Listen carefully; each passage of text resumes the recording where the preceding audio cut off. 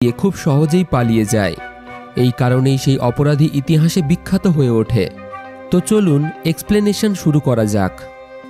গল্পের শুরুতে আমরা মরিস নামের এক খুবই চালাক চোরকে দেখি, যাকে ব্যাংক ডাকাতির কেসে পুলিশ ধরেছে এবং তাকে আজীবনের জন্য পৃথিবীর মধ্যে সবচেয়ে নিরাপদ জেলে আলকাদ্রাজে পাঠানো হয়েছে।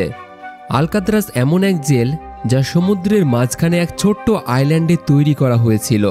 মানে যদি কোনো বন্দি জেল ভেঙে বেরিয়েও আসে তবুও সে পালাতে পারবে না, কারণ সামনে তার পথের বাঁধা হয়েছিল এক অসীম সমুদ্র। এই কারণেই এই জেলকে দুনিয়ার সবচেয়ে সুরক্ষিত জেল বলা হতো। এখানে শুধু বিশ্বের কুখ্যাত অপরাধীদেরকেই রাখা হতো, কিন্তু খুব শিগগিরই এই জেলের বিখ্যাত নাম এবং খ্যাতি মাটিতে মিশে যাবে, কারণ এখন এই জেলে প্রবেশ করেছে ফ্র্যাঙ্ক মরিস, এক চালাক চোর যে আগেও বহুবার জেল ভেঙে পালিয়েছে। তবে এবার মরিস একটু ঘাবড়েই যায়, কারণ এই জেলটা ছিল ভীষণ নিরাপদ। কিন্তু মরিসের কোনোভাবেই এখানে সারা জীবন কাটানোর ইচ্ছা ছিল না। সে যত তাড়াতাড়ি সম্ভব এখান থেকে পালাতে চাইছিল। জেলে ঢোকার সাথে সাথেই মরিস পালানোর পরিকল্পনা করতে শুরু করে। প্রথমে তাকে মাথা থেকে পা পর্যন্ত চেক করে এরপর তার সেলে বন্দি করা হয়। একজন গার্ড এসে তাকে বলে, ওয়েলকাম টু আলকাত্রাজ, এখান থেকে তুমি পালাতে পারবে না। এরপর থেকেই আসল কাহিনী শুরু হয়। কিছুক্ষণ পর হঠাৎ একটি ঘণ্টা বাজার সাথে সাথেই জেলখানার সব সেলের গেট খুলে যায়। অফিসাররা বন্দীদের বাইরে রাখেন। এই জেলের ডিসিপ্লিন ছিল অত্যন্ত কঠোর। বন্দীদের প্রতিদিন জেলখানা পরিষ্কার করার পর প্রত্যেককেই সময় মতো সেলে ফেরার নিয়ম মানতেই হতো এবং সকলকেই একই ধরনের ইউনিফর্ম পরতে হতো। সকলেই একই ধরনের ইউনিফর্ম পরে লাইনে দাঁড়িয়ে ব্রেকফাস্ট খেতে আসে। মরিসের টেবিলে লিটমাস নামের এক বন্দী বসেছিল। মরিস তাকে বলে, আমাকে তো কাঁটা চামচ দেয়নি, এখন আমি নুডলস খাবো কিভাবে? লিটমাস তাকে বলে, আরে এটা তোর বাড়ি নয়, যা পেয়েছিস চুপচাপ খেয়ে নেই, নইলে গার্ডেরা মারধর শুরু করবে। এই সময় উল্ফ নামের এক কারাগারের খতরনাক কয়েদি মরিসকে বিরক্ত করতে শুরু করে। উল্ফের উপর সবাই বিরক্ত ছিল, কারণ সে জেলের ভিতরে নিজের মতো করে দাদাগিরি চালাতো, আর তার বিরুদ্ধে ধর্ষণের অসংখ্য মামলা ছিল। এই কারাগারে তাদের মতোই অনেক ভয়ানক কয়েদিদের রাখা হয়েছিল। এখানে লিটমাস মরিসের কাছ থেকে একটু খাবার চায়, কিন্তু মরিস তাকে নিজের প্লেটই দিয়ে দেয়। তখন মরিস টেবিলের নিচে দিয়ে দেখে যে লিটমাস আসলে খাবারটা খাচ্ছে না, বরং সে তার একটি পোষ্য ইঁদুরকে খাওয়াচ্ছে। রাত হয়ে যায়। এক গার্ড মরিসকে নিয়ে যায় ওয়ার্ডেনের কাছে। ওয়ার্ডেন তাকে বলে, আমি জানি তুমি খুবই বুদ্ধিমান আর চালাক, কিন্তু তোমার চালাকি এখানে কাজ করবে না। তোমার মতো আরও অনেক চালাক অপরাধী এখানে এসেছে, কিন্তু কেউই এখান থেকে পালাতে পারেনি। এখানে বন্দীদের জন্য কঠোর নিয়ম আছে। 2 মাসে একবার কয়েদিদের প্রিয়জনেরা তাদের সাথে দেখা করতে পারে, সেটাও যদি আমার মুড ভালো থাকে। এই জেলের ওয়ার্ডেন খুবই কঠোর একজন মানুষ ছিলেন, যিনি সামান্য ভুলেও কঠিন শাস্তি দিতেন।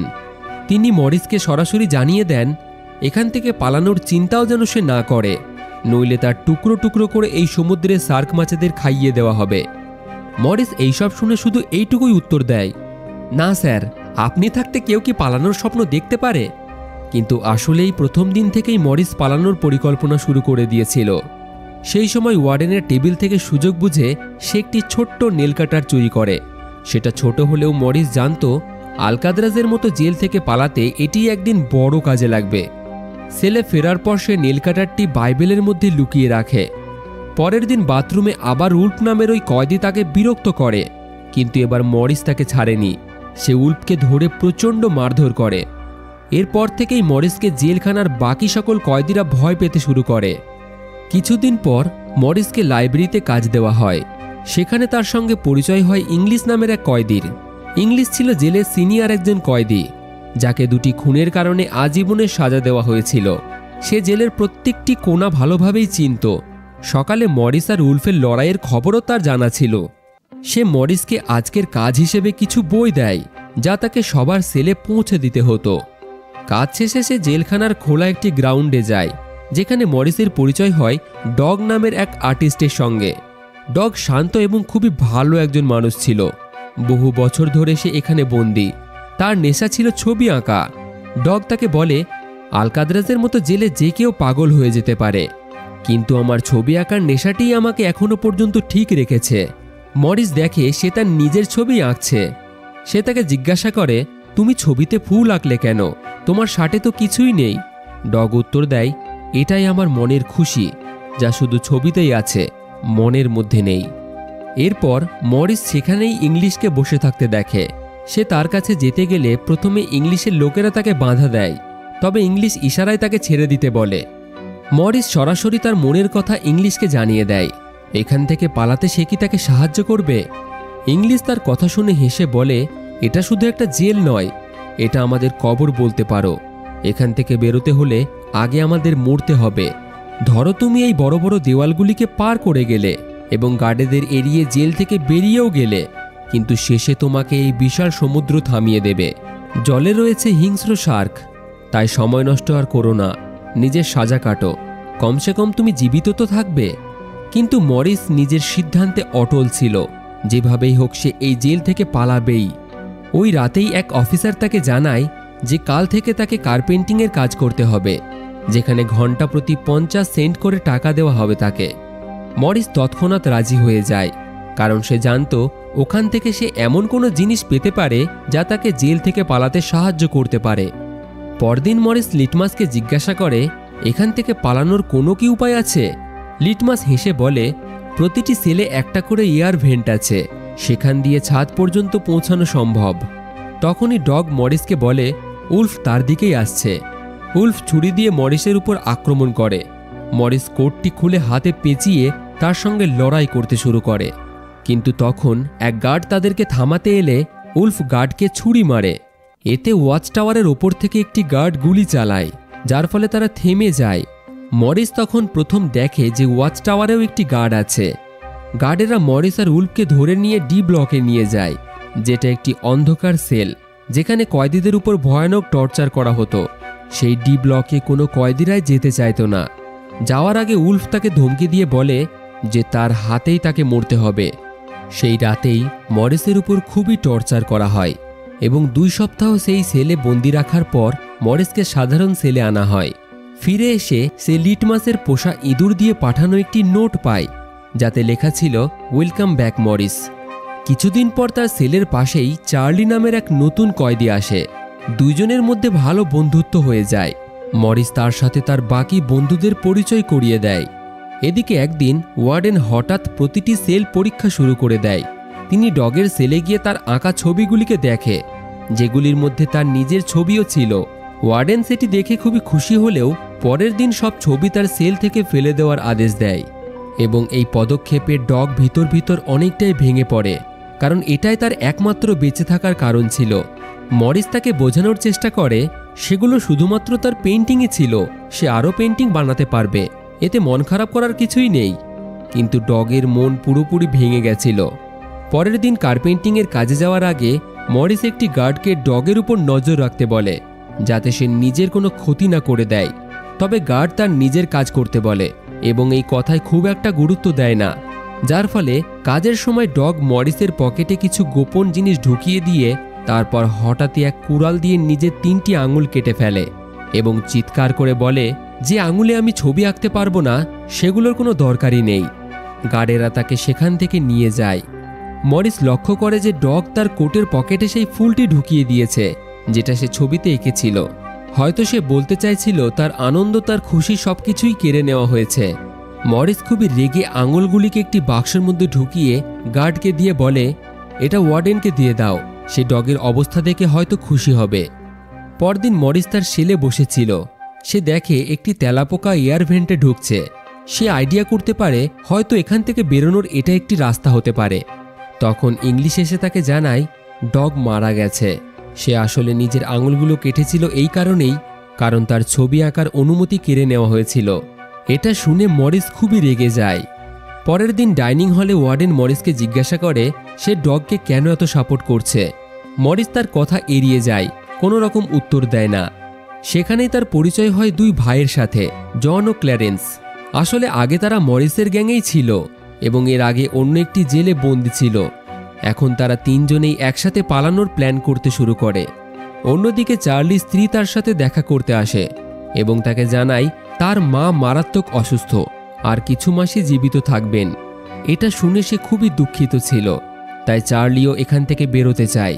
সে মরিসকে জানায় যদি সে এখান থেকে পালানোর কোনো পরিকল্পনা করে তাহলে তাকেও যেন তার টিমে যুক্ত করে নেয়। পরদিন ডাইনিং টেবিলে মরিস, জন, ক্ল্যারেন্স এবং চার্লি এখান থেকে পালানোর মিটিং করতে শুরু করে।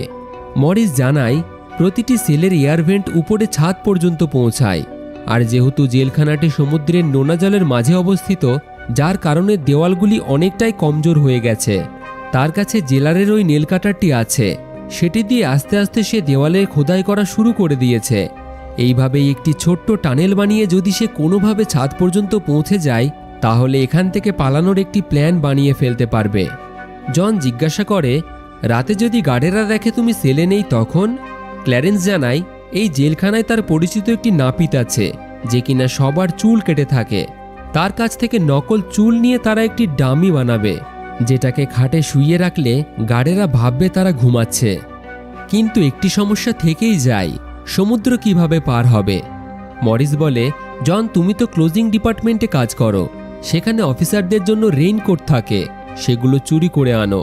আমরা ওগুলো দিয়ে রাবারের নৌকা আর লাইফ জ্যাকেট বানাবো, তা দিয়েই সমুদ্র পার হবে। চার্লি বলে, আমাকেও একটা কাজ দাও। মরিস তাকে বলে, যখন আমি ভেন্টিলেশনের দেওয়াল ভাঙার কাজ শুরু করব তখন তুমি পাহারা দেবে, যাতে কেউ দেখে না ফেলে। মরিসের পরিকল্পনা সবার বেশ ভালোই লাগে। সেই রাত থেকেই তারা কাজ শুরু করে দেয়। কিন্তু নেলকাটারটি ছোট হওয়ার কারণে মরিসকে খুবই কষ্ট করতে হয় গর্ত খুঁড়তে, হাতেও আঘাত লাগে তার। তবে ধীরে ধীরে গর্ত বড় হতে থাকে। পরের দিন খাবারের টেবিলে সে তার বন্ধুদের বলে যে তার গর্ত করার জন্য বড় কিছুর প্রয়োজন, নেল কাটার দিয়ে দেওয়াল খোঁড়াটা খুবই কঠিন হয়ে যাচ্ছে। তখন মরিস তার হাতে থাকা চামচটার দিকে তাকিয়ে একটি আইডিয়া পায়। সে ইচ্ছা করে চামচটা তার জুতোয় ঘষে ময়লা করে ফেলে। তারপর মরিস গার্ডেদের ডেকে বলে, এই চামচটা ময়লা হয়ে গেছে, আমাকে অন্য একটা চামচ দাও। অন্যরাও তখন গার্ডেদের কাছে তাদের চামচ বদলাতে চায়। গার্ডের এতে কোনো সন্দেহ হয় না এবং সে সঙ্গে সঙ্গেই চামচ বদলাতে অনুমতি দিয়ে দেয়। এরপর মরিস সরাসরি টেবিলের দিকে এগোয়, যেখানে আরেকজন সিকিউরিটি গার্ড বসেছিল। জন সেখানে উপস্থিত গার্ডকে কথায় ব্যস্ত রাখে। এই সুযোগে মরিস দুটি চামচ তুলে নেয় এবং একটি লুকিয়ে তার পকেটে রেখে দেয়। এরপর সে সরাসরি তার সেলে ফিরে আসে। রাতে ইংলিশ যখন তাকে বই দিতে আসে তখন মরিস তাকে জিজ্ঞাসা করে, এখানে কি ওয়েল্ডিং করার কোনো সরঞ্জাম পাওয়া যাবে? ইংলিশ বুঝে যায় যে মরিসের মাথায় এখনও জেল থেকে পালানোর ভূত চেপে আছে। সে বলে, আমি তোমাকে আগেও বলেছি তোমার চেষ্টা বৃথা যাবে, তুমি ধরা পড়বে, এমনকি হয়তো তোমার জীবনও শেষ হয়ে যেতে পারে। এত বছরেও আমার কখনো পালানোর চিন্তা আসেনি, কারণ আমি জানি এটা অসম্ভব।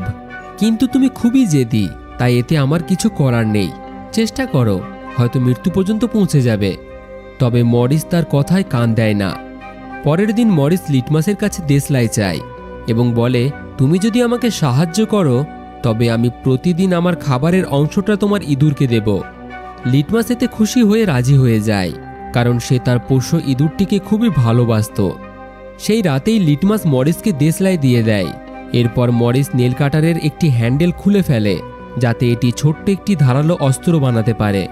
এরপর সে চামচ ভেঙে নেল কাটারের হ্যান্ডেলের সঙ্গে যুক্ত করে দেশলাই জ্বালিয়ে সেই দুটিকে ওয়েল্ডিং করে একটি ধারালো অস্ত্র বানিয়ে ফেলে। ব্যাস, এরপর থেকেই সে ভেন্টের চারিপাশে ভালোভাবে খোদাই শুরু করে। চার্লি পাহারা দেয়, যদি কোনো গার্ড এই দিকেই আসে সে সঙ্গে সঙ্গে সিটি বাজিয়ে মরিসকে ইশারায় জানিয়ে দেয়। এবং এইভাবেই একে অপরের পাহারা দিতে দিতে তারা প্রত্যেকেই তাদের ভেন্ট খোদাই করতে শুরু করে। কিন্তু পাহারায় থাকতে থাকতে একসময় চার্লিও ঘুমিয়ে পড়ে। ঠিক তখনই এক গার্ড সেখানে আসে, কিন্তু সৌভাগ্যবশত সময় মতো ইংলিশ সেই গার্ডের মনোযোগ সরিয়ে নেয়। ইংলিশের কথোপকথন শুনে চার্লির ঘুম ভাঙে, কিন্তু গার্ড থাকতে সে ভয়ে সিটি বাজাতে পারে না। তখন সে একটি জিনিস ফেলে দেয়, আর মরিস সেটার ইঙ্গিত হিসেবেই বুঝে ফেলে এবং ভেন্টটিকে ঢেকে বিছানায় শুয়ে পড়ে। গার্ড তাকে জিজ্ঞাসা করে, এখানে যেন কিছু পোড়ার গন্ধ আসছে না? মরিস উত্তর দেয়, স্যার আপনার সামনে কেউ কি ধূমপান করবে?